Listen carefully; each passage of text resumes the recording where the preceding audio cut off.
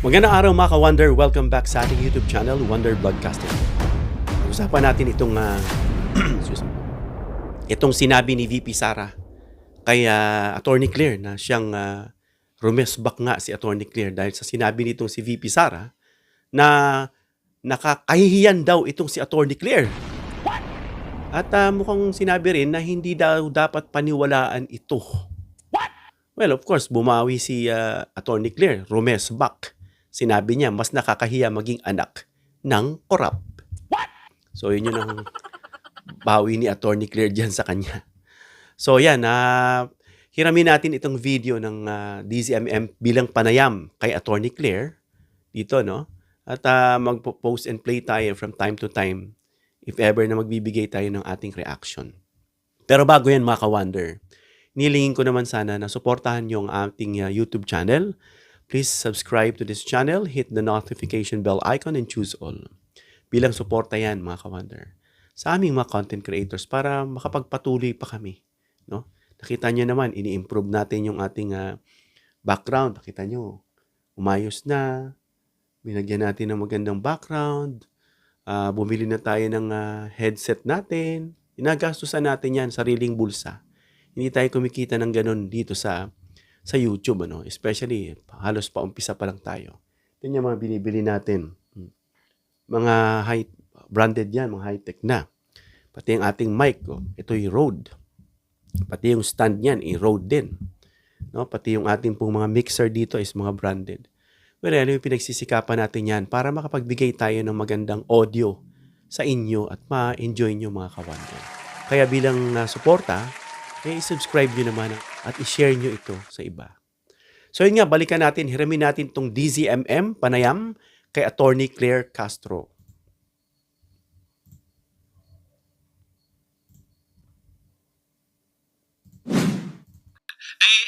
May binitawan pala si Vice President Sara Duterte laban sa inyo. Sabi ni VP Sara, sinasabi ko na nga paulit-ulit na si Claire Castro ay nagdadala yan ng kahihiyan sa ating bayan dahil tinawag siyang na spokesman ng Office of the President. At siyempre, kapag nagsasalita ang Office of the President, makikinig ang buong mundo, hindi lang po ang mga kababayan natin. At siyempre, kapag ganun yung nagsasalita at ganun yung sinasabi ng nagsasalita, ay nagdadala siya ng kahihiyan sa bayan natin. Kaya so yun mga ka-Wonder, sabi ni VP Sara, dahil daw spokesperson siya ng Malacanang, ng Pangulo, pakikinggan daw siya. No? Ganun din naman siya . Siya ay VP. Kaya pag nagsalita siya, ipakikinggan din siya.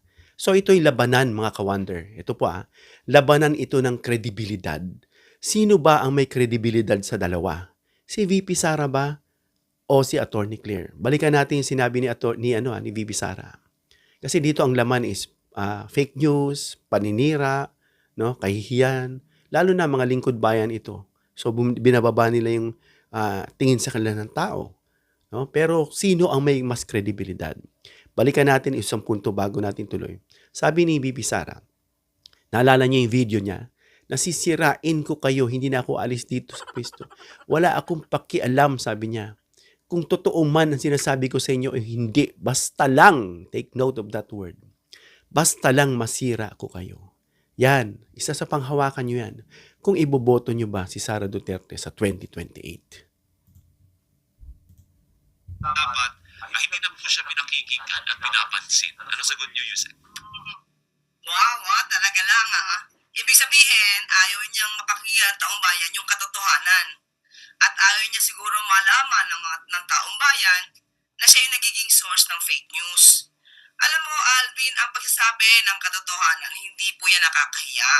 Ang nakakahiya, yung madalas nalang ginagawa, na gumagawa lamang at nagtatahi-tahi ng kwento. Sabi ko nga, na-enumerate ko na ang iilan sa mga sinabi niyang fake. Diba? Binanggit ko na. Yung sinabi niyang pambaboy lang, or panghayop lang.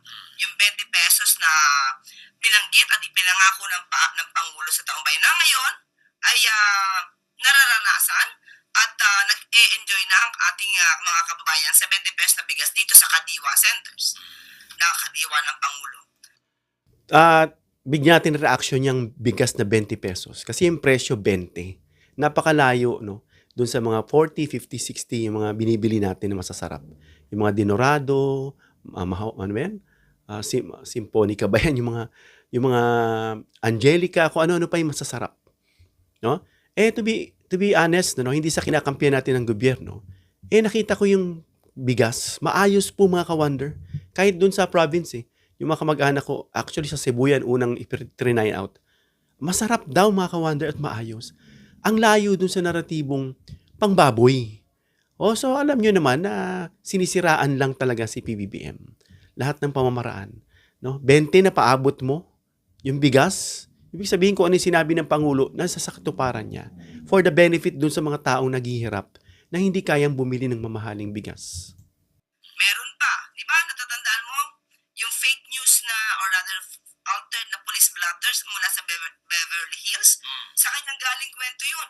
Mismo ang ABS-CBN, Tropia Gutierrez, ang sabi na altered yung police blotter na kanilang pinangangalandakan. Yan yung sinasabing dun sa Beverly Hills na pumanaw nga si Tantoco na ang pinaghinalaan droga overuse.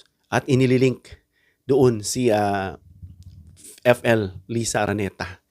Na iyon nga ang document ng Beverly Hills. Buti na lang meron silang standard template na hindi mo sila pwedeng bulahin at lokohin. Nakitang-kita, altered, binago, pamimeke. Dapat kasuhan yan. No? Dapat kasuhan nga ng Beverly Hills yung gumawa niyan. Ayon kay Attorney Claire, galing daw dyan kay VP Sara. Grabe mga ka-wonder. So, yung mga video, mga kaliyakan nila yan Inigil niya ba? Sino ba mas nakakahiya? Hindi ba mas nakakahiya yung naging anak ka ng most corrupt ng 2017? Grabe. What? Tusok talaga yun mga ka-wonder. Most corrupt na paano nakita ko yan. Nahiya nga ako Kasi that time I was with other foreign friends. Nagte-text sila. One of my foreign friends showed it to me. Is this your former president? Is this your president? That was, sabi ko, not anymore. Because we have our new elected president. Kumbaga rehash lang yun, nakikita. Pero nakakahiya, mga ka-wonder. Dahil of all accolades that he's supposed to get, of course, Pangulo ka But instead, ang papangit. Alam nila yung mga balita dyan, lalo na sa Taiwan, yung mga friends ko dyan. Yung sa The Hague, grabe. No? Kasi alam nila, I was once, of course, yung grupo namin, na sinusuportahan yung mga nakaupong presidente, whether we like it or not. Even yung kay Sara, nung kinakampanya namin si BBM, yung unity team, it is against our will. Sabi natin, we don't like Sara Duterte talaga. To be honest. But since yun daw ang sabi, yun daw ang request.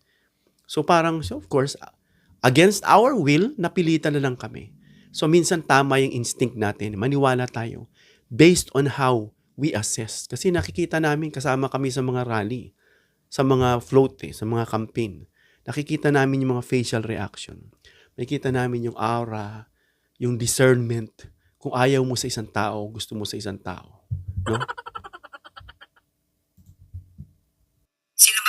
Sino ba sinabing ng OCCRP na most corrupt noong 2017? Ang dating Pangulong Duterte. Di ba mas nakakahiya yata ang tawaging anak ng isang corrupt? Di ba? At alam mo mga Alvin, ganito yung mga ganitong klase ng pasaring ng Vice Presidente, utak buitre to Alam mo yun, parang naghihintay ng maaaring sabihing pangit or negatibo sa Pangulo para manguna. Diba? Mga utak buitre. Alam natin yun gustong-gusto talaga nilang patalsikin si PBBM. Ilang attempt na. No? Kung ano na, may pa-headshot pa, may palason, may pa-rally, may pa-maisog, at kung ano-ano pa. Kaya nga sabi itong sinasabing SWS o kung ano man mga survey dyan, sabi nga ni Percy dun sa una kong video, panoorin nyo mga ka-wonder, na ito'y wag basta-basta paniwalaan. Although walang report na formal na ito ay napipeke ganyan, of course. No? Pero based on how we see it, no? na lahat ginagawa ng Pangulo, nagtatrabaho siya, nagkakasakit na nga kung ano-ano pa. And then, bababa ang rating, yung isa walang ginagawa. Sinisiraan pa yung Pangulo. Kung meron man, mamulot ng basura ako. Yung mga ganung bagay ba? Tapos ang taas ng rating mo. Ang basihan yan para malaman mo kung yung SWS ay totoo. Tignan mo yung rally. Walang pumupunta. Kasi bakit? Yun ang totoong basihan. Yung papirma, hirap na hirap, yung bring him home. Yan ang sagot. Para doon sa sinasabi nyo kung yung SWS, wala tayong sinasabi na hindi yan totoo, peke yan. Base lang to sa sinabi ni Percy Lapid. Pero tayong taong bayan, yung kasing logic nito, sinisira, it distorts the meaning ng logic, yung rationality, na nakita natin masipag and then ang score ganun kababa. No? Nanginginig ay nangingiti ako. Dahil bukas araw ng mga puso, pero ang laman ng istorya natin patot sa dahan, Yusek. Yan pa, speaking of araw ng mga puso, na instead ng pagmamahalan nga, nauwi sa altercation. Meron ko nakitang post, I'm not sure kung ito'y totoo kasi nakapost, na sinabi daw ni Sara Duterte na good luck, sana magkatuluyan, parang ganun. And she was referring to PBBM and Attorney Claire. What? Biruin mo yan, mga ka-wonder. Sasabihin ng isang bise na sa kapwa niya, public official, presidente advice, yung ganung salita. What? Kasi bakit? It is a form again ng, alam nyo na, insinuation, paninira kay PBBM. Gagawa nila ng storya. Sabi nga niya wala akong pake kaanong totoo man o hindi, basta lang masira ko kayo. Yun ang sinabi ni Sara. Yan ang dalhin nyo sa inyong puso't isipan sa 2028 election. Panawagan nga ni Commodore J. Tariela. Yung mga kabataan, of course yung botante, bumoto kayo. Gawin yung inspiration yung West Philippine Sea na kung saan parang hindi pinagtatanggol nitong mga tsinador. Gamitin nyo yan. Pag yan ang inspirasyon nyo, alam nyo na kung sinong bobotoin nyo at hindi, mga ka-wonder. Hindi naman kasi, kapag nauna ka kasi ng fake news, wala naman kami gagawin kung hindi patunayan na mali ka. So wag kang gumagawa lang naman ng kwento na wala kang patutunayan. Mas marami kang dapat na patunayan tungkol sa mga issues laban sa'yo. Pero bakit iniiba mo ang kwento mo? Tama, diversionary tactic. Diyan lang sa social media, ang daming post Si Sara na ang solusyon. Si Kitty ko sinadamay na lang ko sila. Alam nyo, yan ay mind conditioning. Pag nakikita ng tao yan, iisipin ng tao, malakas sila. Pero hindi. Yung mga taong bayang matatalino, makikita nyo. Pati sa mga DDS dyan na nagbagong isip. Again, saludo tayo. Saludo tayo sa inyo. Kasi bakit? Nare-realize na nila yung totoo. Yan nga, yung mga rally, nilalangaw, bring him home, wala. Yan ang sagot sa peking mga posting dyan sa social media. Iniiba mo yung issue. Ang daming issue nakaharap sa'yo. Sasabihin mo, you want bloodbath? O, nasan yung bloodbath mo? Diba? Nananakot pa. Parang yung tatay niya, na hinatakot agad. Nasa nasa aura nila. Manakot ng tao. Pulong nga, nagsasalita Bisaya, hindi ko maintindihan. Bisaya, ba't di ba nagtatagalog yan? Doon pa lang malalaman mo na ang kanilang audience, yung mga Bisaya din, yung mga kasama nila dyan sa Davao. Bakit hindi ka mag-Tagalog at mag-English in behalf of the Filipino? Dahil parang doon pa lang pinatatatag mo, kayo lang kampi ko. Yan, mga yan, hindi. Hindi dapat ganun, Dahil kay lingkod ng bansa. Si Pulong, sige, diyan na siya, magbisaya siya kasi sa Davao siya. Representative siya dyan. So parang yung sinabi pa ni Sara na nagsalita siya noon na siniraan niya itong akbayan. Noong nag-speech siya, dinamay niya si Hontiveros kasi tatakbo ng 2028 yan. At si PBBM. Imbis na magpanagutin niya, harapin niya impeachment, naninira pa. Diba? Halatang halata. Kaya again, yung mga matatalino dyan, tagin yung tandaan na ito ay mga mind conditioning nangungumbinsi. At share nyo tong video na to mga kawan, hindi dahil sa video ko to para malaman nila na yan ang dahilan. Yung mga bagay na paninira, pag-iimbento ng kwento, at yung mga yan, yung sinasabing magkatuluyan sila, yung mga bagay na hindi mo dapat botohin sa isang leader. Yun yung dapat na no, pati yung panawagan sa kabataan na gamiting inspirasyon yung West Philippine Sea. Yan, para malaman nila mga ka-Wonder at magkaroon ng kamalayan ang buong taong bayan. Kasama yung, of course, yung mga kabataan dyan. So yun yung mga issues na dapat mong kaharapin. Huwag siyang gumawa ng intriga. Ang nangyayari kasi sa kanya ngayon, ang numero unong trabaho ng Vice Presidente, manira sa Pangulo. And speaking of fake news, I understand you also called the attention of the former presidential spokesperson, si Atty. Harry Roque, na fake news din kaugnay sa akusasyon na may cancer ang presidente. Actually, sinagot na po yan ni Roque. Nakita ko sa feed ko, lumabas din eh. Sabi niya, wala akong inaakusa, tinatanong ko lang. Oo, sabi niya gano'n, Yusef. Ang pagtatanong, abogado naman siya, dapat ginagamit niya muna yung utak niya. Sa pool. Una, napanood niya ba ng buo yung video? Diba kasi kung di niya napanood yung video, wala siyang karapatang magtanong. Kasi may video naman, di naman nakatago yung video eh. Nasa live stream naman yan eh. Pagtaas ng Pangulo ng dalawa niyang kamay habang yung kanan, kaliwa, nakita tumaas yung kanyang polo barong eh. So, alam mo na nagsisinungaling ka. Diba? Nagsisinungaling ka para makagawa ka ng intriga. So, instead, kasi nakita naman niya tumaas yung kamay, kaya nga sasabi niya parang may nalukot na polo eh, yung polo ng Pangulo. Kung nanood ka ng video, mas uunahin niyang pag-usapan yung ang hinahatid ng Pangulo na good news. Yan ka-Wonder, in fairness, doon sa sinabi ni Harry Roque na sabi nagtatalong lang daw siya, hindi siya nag-aakusa. Ay gas-gas na yan. Si Marcoleta nga, sinabi niya, hindi niya sinabi yung pamigay kay IG, pero may resibo. Well, anyway, scratch nyo na, sanay na sila dyan. Etong sa atin mga ka-Wonder, yung sinasabing naka-colostomy raw ang Pangulo. Ay, yung colostomy parang doon hindi nakakaalam. Kasi nga, tayo po may medical background.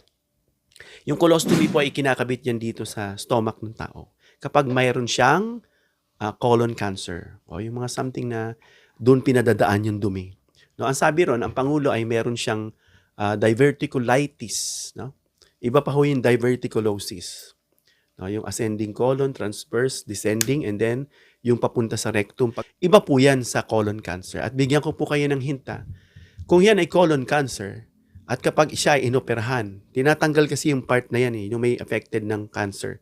Gugupitin yan, no? Kung yan ay invasive surgery, no? At magkakaroon niya ng chemotherapy. No? Depende sa stage yan. Kahit stage 3 and 4. Minsan mas maganda yung chemo sa mga ganyang early stage. Kung yan ay talagang inoperahan, nung siya ay nabalitaan na ospital, laging nakikita natin Pangulo nasa publiko, nasa media. Yan po ay matagal na higaan at pahingahan kapag ikaw ay naoperahan. No? Bago kakabitan ng colostomy.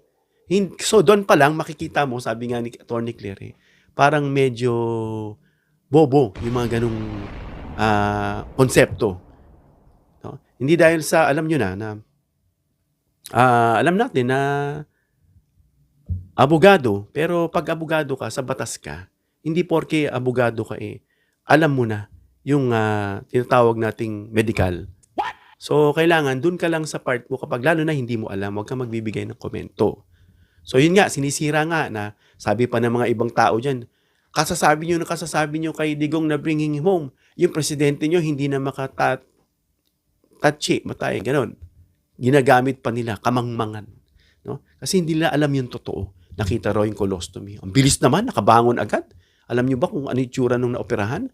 Talagang kala mo, hindi makagulapay sa sobrang sakit at hirap. Para sa ating mga guro, hindi yung titignan niya kung ano yung nasa utak niyang ginagawa niyang kwento para makapagbigay ng intriga. Hindi ba? Ay, ibig mo sabihin, Yusek, parang may mali siya. May mali siya yung pagkakatanong. Yun ang ibig mo sabihin. Yes, hindi mo kailangan tanungin kung napanood mo yung video. Yun pa lang, kailangan pa ba i-memorize yan? Alam naman natin na gustong-gusto talaga nilang manira. Yun na lang kasing ang resort nila. Bakit? Bakit ako meron sa paninira? Kasi may mga BO, TAN-GA na mga followers nila na naniniwala sa kanila. Na pinaniniwala nila sa mga posting. At sabi pa nga dyan, I'm not sure kung totoo yan, na itong China is sinusuportahan sila. Probably, maybe, definitely, hindi doon natin alam. No? So, yun ang sinasabi, kaya malakas yung makinarya nila, malakas ang loob nila. Kaya nga kinakampihan nila yung China eh. Pero ito'y opinion lang Hindi natin sinisabing, oo, sigurado na yan na sinusuportahan ng China. Pero marami po nagsasabi na ito ay posible. Isang, excuse me for the word, isang kabubuhan ang magsabi ka kung may colostomy bag kung hindi mo napanood yung buong video. Ay, di ba? So ngayon, Baka hindi nakakita ng colostomy bag yan. kung ako magtatanong sa kanya, oh, Harry Roque, land grabber ka ba? Nagtatanong lang. May meaning yun, land grabber. Naalala nyo yung sinabi ni Pebbles na pinunta niya sa isang lugar? Parang floating casino, parang gagawin niya na kinuha niya yan dun sa mga tao. May video dyan si Pebbles. No? Kaya may meaning po yung sinasabi ni Attorney Claire. Harry Roque, sino yung kasama mo sa joint account mo na hindi mo asawa? Nagtatanong lang. Tama ba yun? So kung baka pwede mo sabihin, may mali siya ka dun eh. Kasi hindi mo naman dapat tinatanong yun. Kaya hindi dapat ganun ang, ano tawag mo dun, hindi ganun dapat ang takbo ng tanong mo. Yun ang gusto mo sabihin, Yusek. Parang insinuation nga. You are bringing up an issue or topic para mag-lead dun sa gusto mong pag-usapan. Parang ganun ang ibig sabihin dun. Oo. Kasi kita mo naman yan kung halimbawa, picture lang yan. Oh. At walang video na nakita. Kahit ang mga media, walang video. Hindi ka magsasalita ng ganyan. O katulad niya, sa bibig niya, meron siyang sugat dito. O sabihin ko, may herpes ka ba? Grabe, no? Alam nyo ba yung herpes? It is, usually, grabe, baka ano tayo ni YouTube.